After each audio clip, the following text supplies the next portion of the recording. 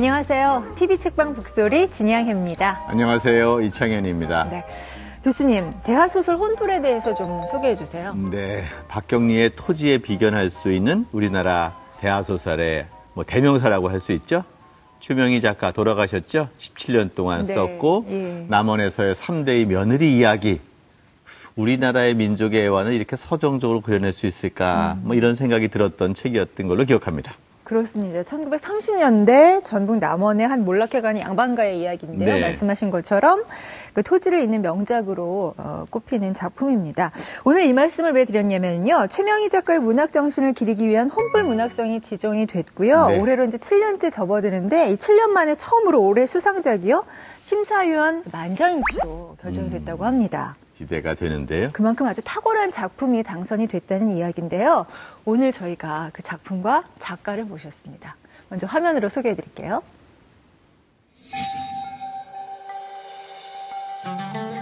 (1945년) 붉은 땅 만주. 전쟁을 두려워하는 일본 광동군 사령관 모리와 그를 암살하려는 천재 중국인 요리사 첸, 그리고 이들 사이에 끼어든 군 위안부 출신의 강인한 조선 여인 길순의 등장. 나의 아버지 왕채파는 개들이 우글거리는 만주의 작은 마을 비린내 풍기는 도마 위에서 태어났다.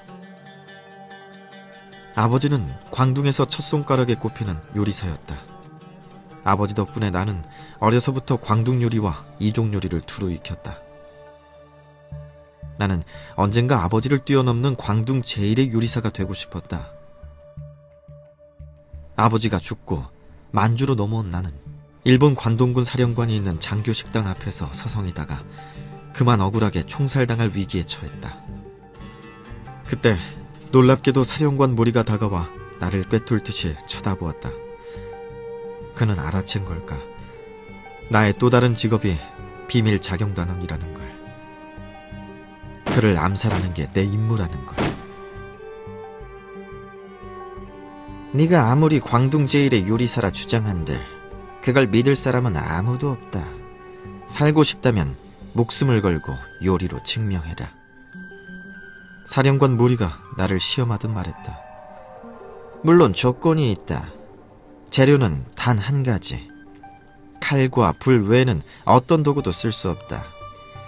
기름과 물은 물론 양념도 안 된다. 제한 시간은 1분이다. 해보겠습니다. 그 불가능한 시험에 나는 나도 모르게 대답했다. 암살자가 아니라 요리사로서.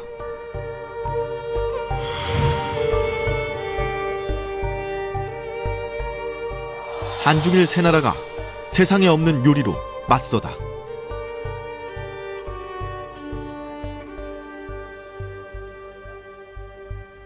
네, TV 책방 북소리 이번 주 주인공이십니다. 소설 칼과 혀를 쓴 권정현 작가 모셨습니다. 안녕하세요. 안녕하세요. 네. 네.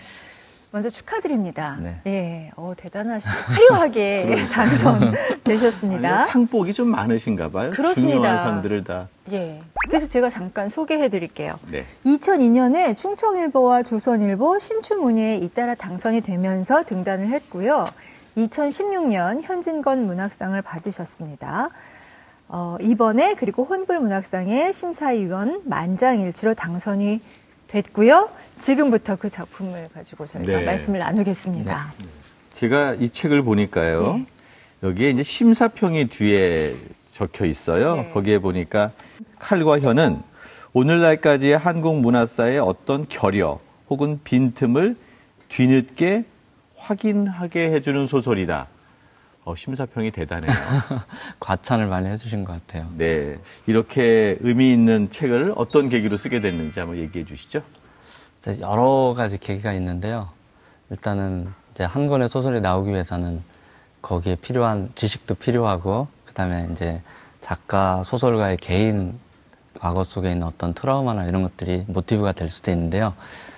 이 작품 같은 경우는 가장 제가 어린 시절에, 그러니까 어른마의 기억 속에 이제 마당에서, 시골 마당에서 이렇게 놀고 있는데, 이제 저보다 몸집이 큰, 저는 되게 그 약골인 아이였었는데, 그 장탁이라고 하는 씨암탉이 있잖아요, 시골에는.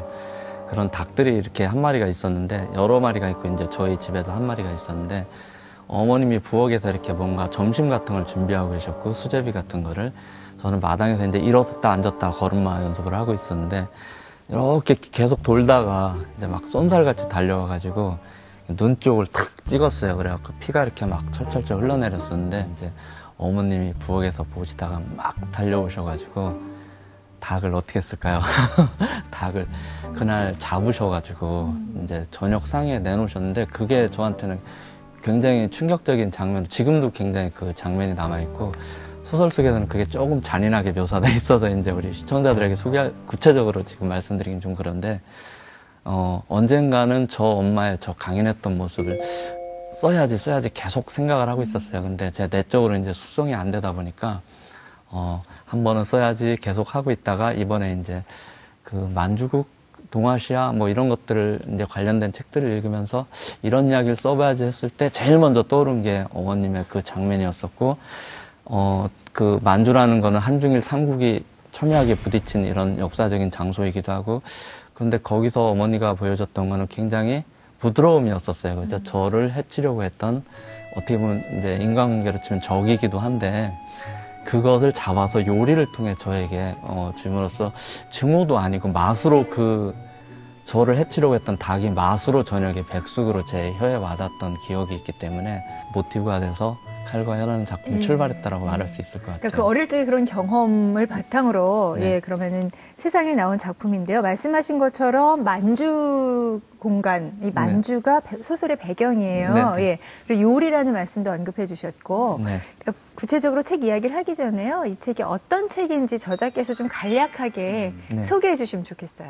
뭐 이제 한중일 삼국을 대표하는 인물이 나오죠. 그래서 한국인 길순이 나오는데 청진 출신으로 일본군 강제 성노예로 끌려갔다가 이제 오게 된 인물이고 일본군은 그 마지막 관동군 사령관인 야마타 오토조라는 인물이 있는데요. 오토조는 실화고요.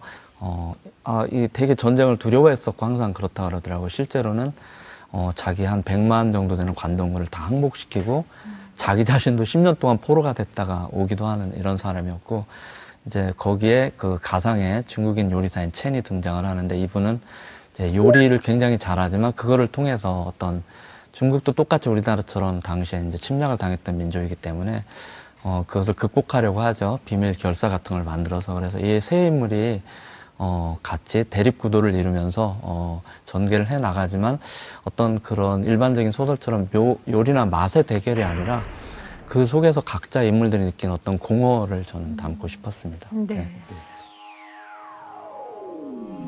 첸, 머리가 덥수룩하고 눈이 작다. 입술이 터지고 목이 붉게 부어올라 있다. 하관이 짧고 코털도 제멋대로인 볼썽사나운 얼굴이다. 등은 꼽추처럼 목과 붙어 있으며 어깨는 공처럼 둥글고 배도 살이 늘어져 있다. 정말로 요리사일까? 헌병이 중국인을 무릎 꿇리는 사이 나는 그의 손을 유심히 살핀다. 몸집에 비해 투박한 손이다. 베인 자국과 울긋불긋한 흉터들이 이력처럼 손에 남아있다. 길순, 함경도 청진 출생. 허리가 가늘고 인매가 위로 올라간 전형적인 조선의 미인이다. 통통한 볼엔 늘 홍조가 깃들어 있다. 어쩌면 저 여자가 품은 저 습관화된 얼굴이 전쟁의 진짜 모습인지도 모른다. 우리 죽부인처럼 길어 보이는 얼굴에 콧수염이 보일 듯 말 듯 자란 선해 보이는 인상이야. 차림새로 보아선 행정사무를 보는 관공서의 서기관이나 대로변에 가게를 낸 자파점 주인 같은 울색을 하고 있어. 평생 큰 소리라고는 내본 적이 없는 관상. 잠깐 이제 언급을 해드렸지만 이게 이제 요리라는 소재를 가지고 관련성을 만들어가면서 풀어나가잖아요. 네, 근데 맞아요. 작가께서 어떤 식으로 그 요리들을 책에 기술을 했는지 그걸 좀 소개해드리고 싶어서요. 저는 제가 제일 마음에 들었던 요리를 네. 골랐습니다. 중국인 요리사 첸이 만들어주는 문어죽. 이걸 어떻게 표현을 했는지 제가 좀 읽어드리겠습니다. 최근 며칠 동안 나는 첸이 끓여주는 씹히는 죽에 매료돼 있다. 녀석을 살려둔 건 확실히 잘한 일이다. 문어를 잘게 토막내어 기름에 볶다가 밥을 함께 볶아 물을 붓고 끓인 뒤에 각종 채소를 얹어내오는 첸식 문어죽 요리는 100만 소비에트군을 가뿐히 잊게 할 정도로 입에 감긴다.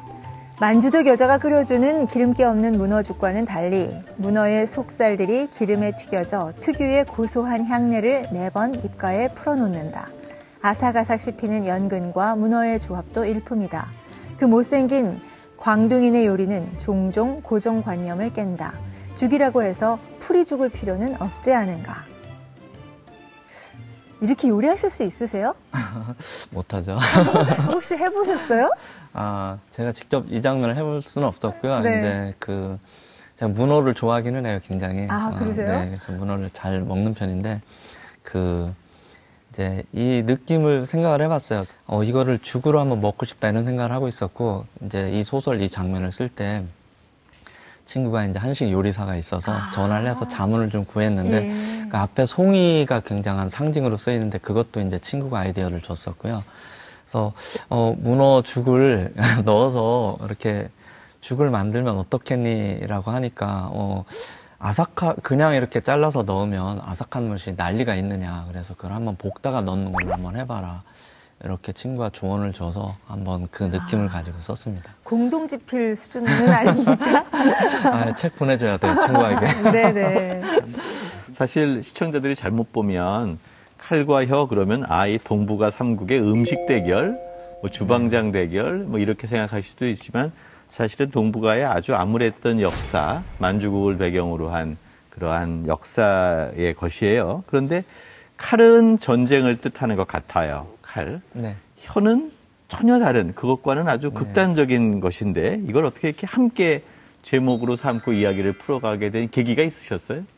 글쎄, 저 원제가 이제 붉은 혀였었어요. 그래서 칼은 전혀 생각을 하지 않았어요. 방금 말씀하신 대로 이게 이제 요리 대결을 생각하며 쓴 것도 아니고 전쟁을 생각하며 쓴 것도 아니고 어우님 그 모티브로 시작을 해서 근데 그때 또 떠올랐던 게 이제 제 이미지 소설 쓰면서 계속 갔던 거는 우리 저 시골에서 살아보신 분들은 다 기억을 하겠지만 느리게 소가 그 여물을 먹는 장면들이 이제 시골에서 저는 소를 키웠기 때문에 그럴 때 안에서 이 보랏빛 혀가 너무 긴 혀가 나와서 천천히 먹으면서 이렇게 사람을 쳐다보면서 소 여물을 먹는 오후의 소를 말씀드리고 싶어요. 그리고 그 표정과 이 칼이 어떻게 연관을 시킬까 생각을 해봤더니 전쟁 속에 있잖아요. 세 인물이 다 그렇죠.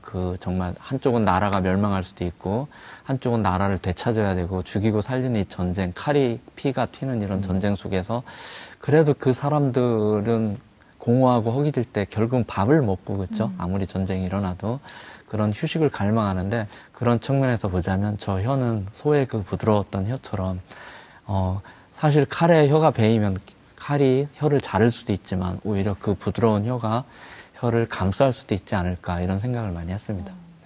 문학적 표현이네요. 예. 참 칼과 혀. 사실 주방을 상징하는 거기도 하잖아요. 칼도 네. 그렇고 혀도 그렇고. 그렇죠. 네. 예, 맞아요. 이미지의 상징과 충돌이 되기도 하고 함께 맞아요. 가기도 하고. 예. 생각할수록 이게 제목이 참 훌륭하다, 좋다 뭐 이런 생각이 들어요. 맞아요. 예. 미래에 와닿는 채소나 고기의 맛과 향이 머릿속으로 조용히 차오를 때 그리하여 어떤 생각도 사라져버리고 무화가 되어 외롭게 내 생각이 허공 속으로 떠다닐 때 달거나 시거나 짭조름한 맛들은 나를 몽환에 빠뜨리며 계속해서 내 몸속으로 자아를 끌어당긴다. 저 안쪽으로 꾸역꾸역 돌격하라. 거기 구원이 있다. 저 목구멍 밖에 지옥이 있다는 걸 금세 잊게 하는 맛.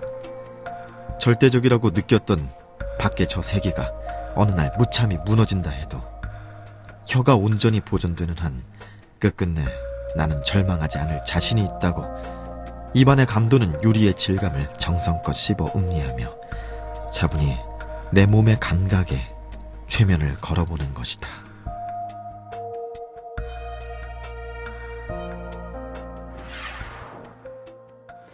이게요, 이 모리라는 그 일본군 사령관이 전쟁을 혐오하는 인물이잖아요. 실제로도 그랬고요. 네. 그래서 어떻게 보면 음식에 탐닉하는 것이 그 음식 그 죽 한 그릇만큼의 어떤 행복감도 못 준 어떤 전쟁에 대한 아주 깊은 냉소가 깔려 있는 게 맞아요. 아닌가 하는 네. 생각이 드는데요.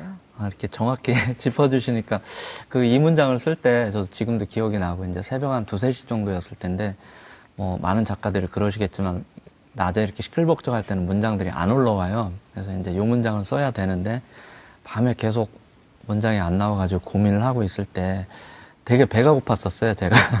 배가 고팠는데 이제 밤에 음식을 안 먹으니까 이 허기 속에서 한번 이 문장을 떠올리려고 노력을 했던 기억이 나고요. 생각해보니까 전 이제 군대 있을 때 생각도 잠깐 났었는데 굉장히 우리가 뭐 우리나라처럼 이렇게 대립을 하고 있는 상태니까 조국을 지켜야 되고 이런 사명감도 물론 있지만 정말 힘들고 배고프고 훈련할 때는 가서 먹고 자는 거였었거든요. 가서 편안하게 네모반에 누워서. 이 소설 속에 야마타 오토조라는 모리라는 인물도 자기가 100만의 관동군을 지휘하고 있고 멸망할 수도 있고 소련군이 쳐들어오고 이런 압박 속에서도 결국 이 사람이 생각하는 거는 편안한 휴식과 함께 따뜻한 식사가 아니었을까라고 생각을 하는 순간 문장들이 내부에서 치고 올라오게 되더라고요. 그래서 제가 그날 허기졌던 제 느낌인 동시에 또 그 소설 속 인물인 오토조의 느낌이기도 합니다. 이 문장이. 그리고 또 하나 이게 관계의 아이러니 같은 게 있는데요. 이제 중국인 요리사 첸이 비밀 자경 단원이죠. 네. 그래서 해야 할 임무는 모리를 암살해야 되는 거예요. 그렇죠. 근데 한편 네. 요리사로서 자기 음식에 대해서 가장 만족하고 네. 유일하게 실력을 인정해준 상대란 네. 말이에요. 네, 맞아요. 이게 뭐라 그럴까요? 이 개인적인 감정과 어떻게 보면 사회적인 그 역할 관계라고 해야 네, 되나요? 네. 이 대립이나 이런 구조가 아주 매력적이에요. 근데 제가 이제 그거를 생각하면서 사실 이 소설에서 가장 핵심적인 부분이었고 네. 어려웠던 부분인데 읽으시는 분들이 또 이렇게 짚어주시니까 굉장히 놀라고 내가 감춰놓은 거를 다 또 들켰네 이런 느낌도 나고 그 소설이라는 게 사실은 역사적인 흥미나 혹은 누가 죽고 살고를 추구할 수도 있지만 안에 이제 어떤 미학적인 정신을 담아야 된다고 늘 제가 배웠고 또 생각을 하고 있었고요.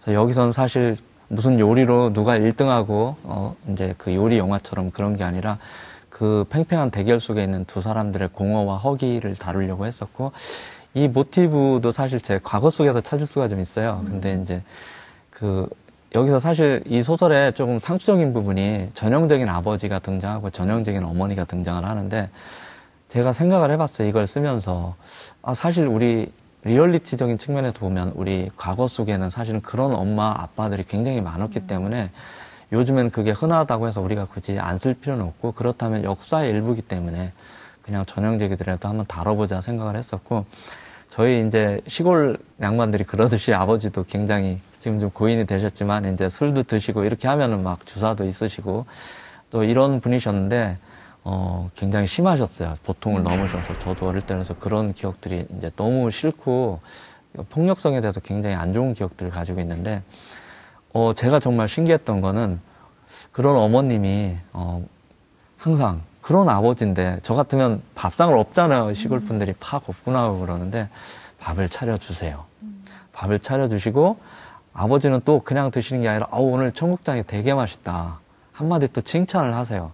이 소설에서도 보면은 내가 죽여야 암살해야 할 적이잖아요. 그렇죠? 근데 어떻게 보면은 사실 암살만 할 수도 있는데 종속되기도 하거든요. 그 인정받으려고 맛에 그 감정이 되게 애매한데 저희 어머님도 보시면은 그 한마디를 좋아하시는 느낌이었어요. 그런 아빠였지만 자기가 아침에 상에 올리는 그 음식에 대해서 아버지가 맛있다고 해주는 것들이 이 분으로 하여금 그런 폭력적인 남편에게 요리를 계속 해주게 하지 않았나. 물론 뒤에는 이제 자식들을 키우려는 그런 열망도 같이 어머님들의 마음도 있었겠지만 그 절묘한 지점이 저에게는 굉장히 의문이었었고 이 소설 속에 가지고 나타나고 있습니다. 그래서 책 드릴 때 제가 안 그래도 엄마 이런 내용을 썼는데 어땠어? 라고 물어보시니까 어머니 그냥 묻기만 하시더라고요. 기억이 잘 안 나시는 건지 아니면 떠올리기 싫으신 건지. 네. 사실은 성장기의 기억, 아버지에 대한 기억, 어머니에 대한 기억이 사실 한 인간을 만들어내는 것 같아요. 근데 동일하게 작가의 생각과 동일하게 또 첸의 어머니 베베도 그렇고 유년 시절의 추억의 상당 부분을 차지하고 있는 모리의 어머니 또 이 둘의 인간형도 결국은 이제 어머니의 기억으로부터 만들어지는데 특별히 아까 이제 얘기했어요. 닭 잡는 모습이라든지 네네. 이런 것들을 통해서 했는데 특별히 어머님에 대한 이런 각별한 배려 이런 게 있었던 또 다른 계기가 있습니까? 네. 어머님이 너무 힘드시다 보니까 이제 제 남동생들이 좀 있었는데 이제 집을 중간에 좀 나가신 적이 있어요. 한 2년 정도. 그때는 이제 생활고도 있었고 그러니까 뭐 읍내 같은 데 가서 이제 식당 같은 데 일을 하시려는 계획도 있으셨지만 아버지를 피해서 당신이 약간 도피처로서 나가셨는데 그 시기가 이제 제가 한창 이렇게 감수성이 발달될 초등학교 3학년에서 한 5학년 사이였었어요. 그래서 어느 학교에서 딱 갔다가 초등학교에서 집으로 왔는데 항상 이렇게 신발을 확인하는데 엄마의 신발들이 비어 있었어요. 그때 어떤 되게 뭉클한 기억. 그 다음에 학교에서는 어머님이 이제 이렇게 소반에 밥을 차려놓고 밭일을 나가시잖아요. 시골 우리 아이들은. 근데 상이 비어 있어요. 그리고 정말 뭔가 이렇게 철렁 내려앉는 이런 기억이 있었고 그 애틋함이 굉장히 심했어요. 근데 이제 지금도 제가 성인이 된 이후에도 그래서 이제 사랑하는 사람을 사귀거나 이랬을 때 헤어질 때 굉장히 고통을 좀 길게 가는 편인데 그래서 누군가를 만나고 이럴 때마다 굉장히 좀 두려움이 있고 헤어질 때도 굉장히 오래 가고 이런 게 저는 이 근원이 어딜까 생각을 해봤는데 그때 어머님을 너무 그리워하고 이제 끝나고 매일 학교에서 오면은 집 뒤에 감나무가 하나 이렇게 있었어요. 근데 거기 꼭대기에 올라가면은 마을에 있는 그 마을로 진입하는 도로가 보이는데 저는 몰랐는데 이제 아버지가 돌아가시기 전에 제가 집에서 잠깐 모시고 계셨는데 너 그때 이런 일이 있었어라고 얘기를 하는데 항상 제가 학교에서 오면 나무 위에 올라가서 엄마가 오는지 거기를 쳐다보고 있대요. 이렇게 한없이 그리워하면서 그래서 이런 기억이 있었고 그러다 보니까 여성은 저에게는 그리운 캐릭터고 항상 이렇게 보고 싶어하고 아련한 이런 캐릭터가 됐었고 그러다 보니까 여기 이 소설 속에서도 그런 부분들이 저도 모르게 이렇게 막 녹아난 것 같아요. 근데 이제 앞으로는 혹시 제가 현대를 배경으로 쓰게 된다면 좀 뒤집어 보고 싶습니다. 네, 네. 네. 개인의 어떤 소소한 일상의 경험, 인생에서 그 경험이 사실 한 인간을 만들어내고 또 그 인간이 이렇게 작가가 돼서 또 옛날을 또 반추하고 이러는 것들이 참 보기가 좋습니다. 제가 이 책을 보면서 도마와 불상 네. 뭐 이런 이제 그 설정이 있어요. 그러니까 모리는 불상에 집착하는 것 같고요. 채는 도마에 집착하고 있어요. 이 두 가지 오브제가 조금 낯선 건데요. 어떤 의미가 있는 거죠? 그 도마 같은 경우는 요즘에 이제 이런 네모난 도마가 많이 나오잖아요.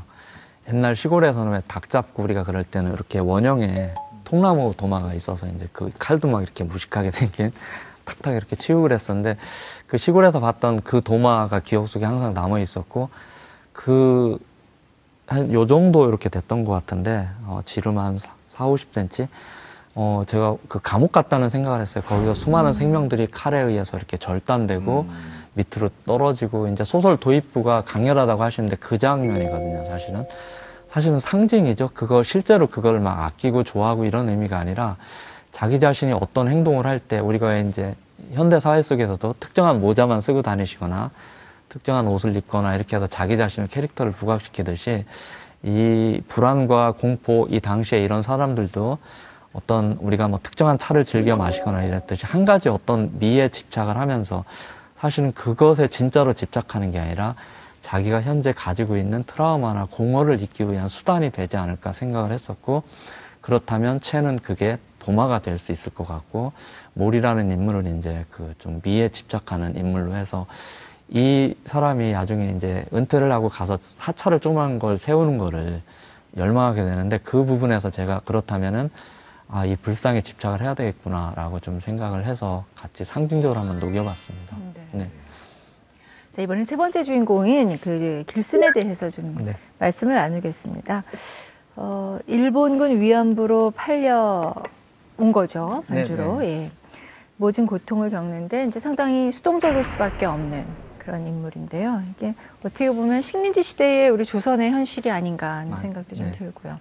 이 길순을 통해서는 어떤 이야기를 하고 싶으셨습니까? 그러니까 그 오토조 제가 이제 이게 좀 소설을 쓸 때 확실히 남녀가 쓸 수 있는 감정이입의 순도가 다른 것 같아요. 그래서 그 첸과 모리는 감정이입이 굉장히 잘 됐고 이제 문체도 그냥 나왔었는데 그 여성인 길순 같은 경우는 안 올라오더라고요. 그래서 이제 뒤에 수정할 때도 제일 많이 수정을 했었고 네.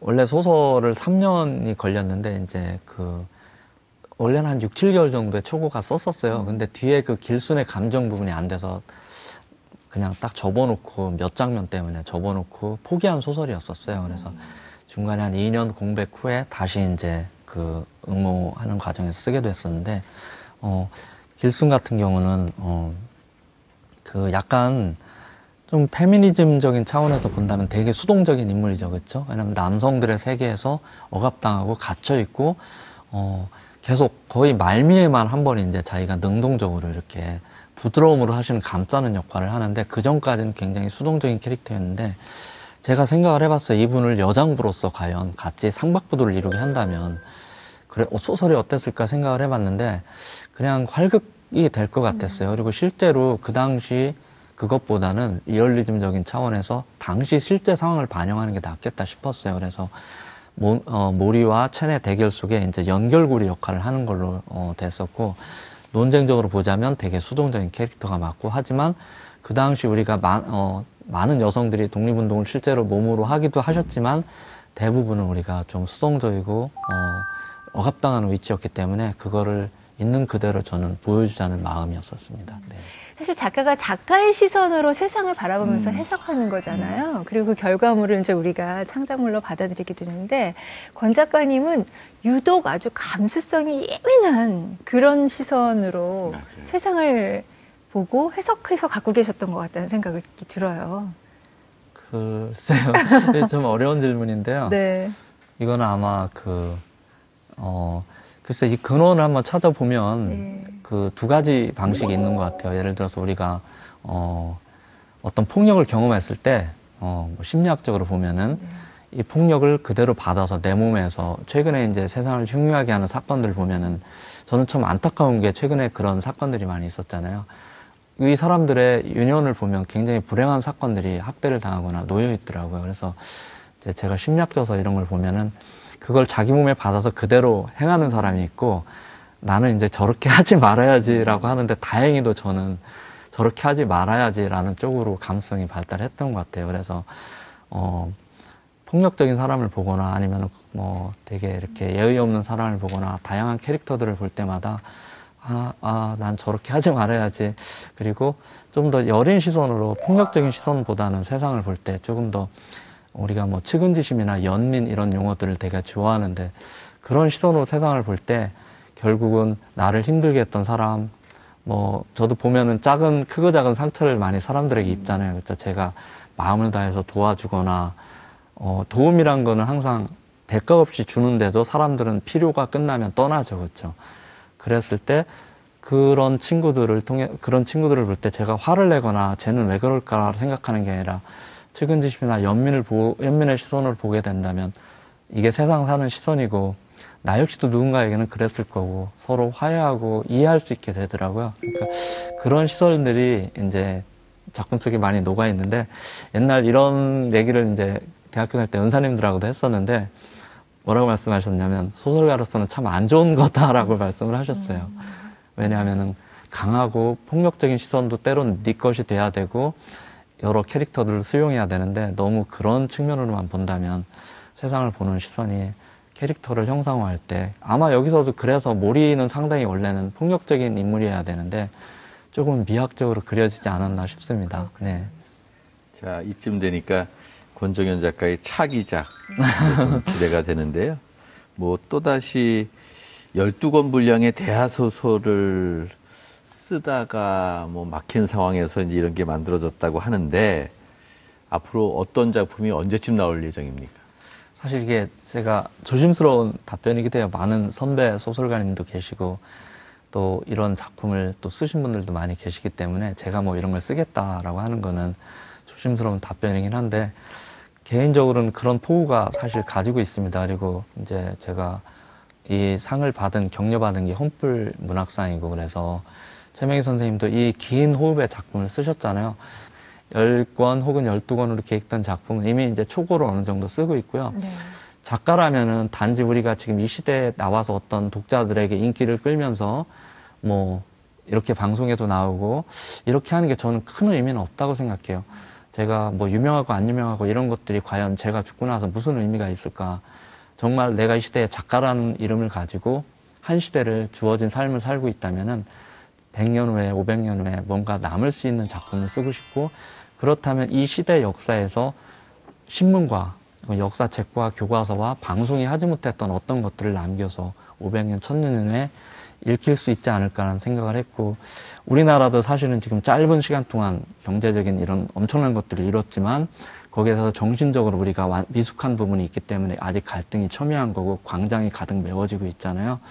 그래서 근데 제가 소설가로서 항상 조선시대로부터 갑자기 건너뛰는 현대 사이에 놓인 이 근대화의 접점을 가지고 뭔가 500년, 1000년 후에 남길 이야기를 꼭 하고 싶었고, 물론 이제 최명희 선생님의 혼불이나 박경림 선생님의 토지라는 훌륭한 작품들, 그 이후에 이제 뭐 태백산맥이나 또 이제 뭐 이문련 선생의 변경 같은 작품들이 있었지만, 저는 다른 측면에서 그런 역사라는 팩트를 가져오지 않고, 제가 살았던 시골 마을이 굉장히 고립된 이런 마을이었었어요. 한 40가구가 있던 그 권씨 시족사의 가문이었었는데, 그래서 좀 우리나라의 무속 신앙이 사실은 이제 종교적으로 접근하지 말고 문화적으로 접근하면 굉장한 저는 인류 문화 자산이라고 생각을 하는데, 이런 무속적인 우리나라의 시족사 가문이 벌어지고 있는 한 500년 사를 통해서 무속 신앙적인 것들을 이제 한번 정리를 하면서 거기에 그것만 갖고 가면 이제 무속 소설이 될 수는 없으니까, 과연 우리나라가 놓인 과거와 현대의 접점이 어딘가, 그 접점에서 우리 민족이 왜 이렇게 혼란을 겪었는가를 소설적으로 한번 제시를 해보고 싶고, 네. 그거에 이제 10권이나 12권으로 계획을 해서 좀 쓰고 있었는데, 아직 제가 나이나 아직은 영양 이런 것들이 좀 미숙하기 때문에 이 소설은 어차피 좀 기다리면서 써야 되고 내공이 쌓여야 되고, 그 과정에서 이제 한번 그런 조금 과거를 다룰 수 있는 부분도 있기 때문에 한 사전 정지 작업으로서 이제 칼과유를 한번 써봤고, 네. 이번에 이제 격려가 됐기 때문에 저에게는 작가로서 제 인생을 걸고 한번 써볼 수 있는, 혼신을 다할 수 있는 그런 작품. 가급적이면 이제 좀 거창하고 TV를 보시는 분들께서는 거창하게 생각하실 수도 있지만, 저런 친구가 저런 꿈을 가지고 있구나라고 생각해 주셨으면 좋겠고, 이 자리에서 또 이렇게 말하는 거는 제가 그것을 지키고 밀고 나갈 수 있는 네. 하나의 힘이 된다는 측면에서 봐주셨으면 좋겠습니다. 네, 저희도 아주 큰 기대를 갖고 기다리고 있겠습니다. 저희 TV 책방 북소리에서 항상 드리는 질문이 있습니다. 네. 권 작가님께서 기억하고 계시는, 아니면 품고 계시는 내 인생의 한 구절, 책으로부터 얻은 구절이 있다면 좀 저희에게 나눠주시죠. 네, 저는 이제 29쯤에 다른 직업을 가지고 있다가 이제 글이 쓰고 싶어서 뒤늦게 대학을 가서 아주 늦가기 학생으로 소설을 시작했었고요. 처음에는 정말 맞춤법도 모르는 이런 학생이었었는데, 그때 열심히 독서하고 거의 뭐 도서관에 살다시피 하면서 책들을 읽었고, 그때 저에게 어떤 영향을 준 소설들이 많이 있었는데, 그 문장을 하나 좀 가지고 왔습니다. 그래서 여기 야만인을 기다리며라는 존 쿠시의 소설이고, 제가 이제 힘들 때마다 밀고 나갔던 이런 문장인데요. 네. 이제 치안 판사가 여기 나오고, 우리를 억압하는 것들에 대해서 그려놓은 이런 소설인데요. 나는 생각한다. 무엇인가가 내 얼굴을 응시하고 있다. 그런데 아직도 내 눈에는 그것이 보이지 않는다라는 문장이 있어요. 이게 조금 은유적인 문장이잖아요. 네. 그래서 저는 이거를 이제 그때는 문장이 좋다라고 생각을 해놓고 데뷔를 하고 등단을 하고 나서 다시 이 문장을 보게 됐었고, 제가 소설가로서 여러 가지가 있잖아요. 그죠? 돈을 벌고 뭔가 먹고 살아야 되는 이런 것도 무시할 수 없고, 아니면 힘들 때는 소설 뭐 써서 뭐해, 그만 써야지, 이런 때도 있고, 어떤 때는 또 연애나 좀 하자 이렇게 딴 데로 빠질 수도 있고, 또 여행도 많이 다니고 싶고, 이런데 또 돌아와서 자리에 앉아서 써야 되잖아요. 이 문장은 제가 자기 자신을 들여다보는 문장인 것 같아요. 제가 흔들리거나 힘들 때 무엇인가가 나를 응시하고 있다. 신앙적으로 보면 어떤 종교가 있는 분들은 신이기도 하겠지만, 제 입장에서는 그런 신이 아니라 제가 제 자신을 항상 쳐다보고 있고, 글을 쓰다가 흐트러지거나 이럴 때는 이 문장을 통해서 다시 제 자리로 돌아올 수 있는 힘을 주는 문장이라서 한번 추천을 드렸습니다. 네. 거기다 또 시선이 이제 더해지겠네요. 그렇죠. 네. 예, 작가의 팬이 된 많은 독자들이 계속 응시하고 있을 것 같습니다. 두려운데. 무게가 확 느껴지시죠? 예. 네. 오늘 저희 책 색다른 시선을 만나다 TV 책방 북소리 제7회 혼풀 문학상 수상자 칼과 혀를 쓴 권정현 작가와 이야기를 나눴습니다. 솔직하게 자신의 내면의 세계까지 다 말씀해 주셔서 대단히 감사의 말씀 드립니다. 예. 네. 오늘 즐거운 시간이었습니다. 고맙습니다. 감사합니다. 네. As long as you love me,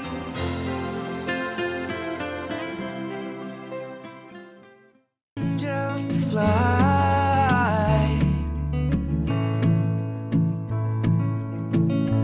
Ripped gloves, raincoat, tried to swim, stay afloat. Dry house, wet clothes.